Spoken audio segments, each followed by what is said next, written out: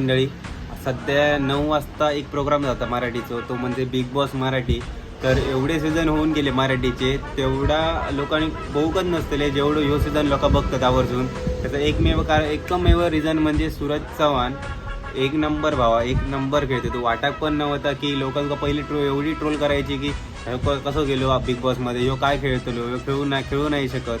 पण त्यांना भावानं दाखवून दिल्यान की नॉर्मल माणूससुद्धा बिग बॉसमध्ये जाऊ शकता आणि मैदान गाजवू शकता. तर आमच्या इकडचा पण आता एक अंकिता वालवकर, आमची बहीण, ती पण एक नंबर खेळता. तर सध्या कालच एक गेम झालो, तर त्यामध्ये अरबाज होतो, निक्की होता, जान्हवी होता, घनश्याम होता. या चौघांका एकटो भिडलो तो म्हणजे सूरज चव्हाण. आणि त्यांना जरी तो कॅप्टन नाही झालो तरी त्याने दाखवून दिले की हरलं तरी चालेल पण मैदान गाजवून जाणार. आणि त्या भावा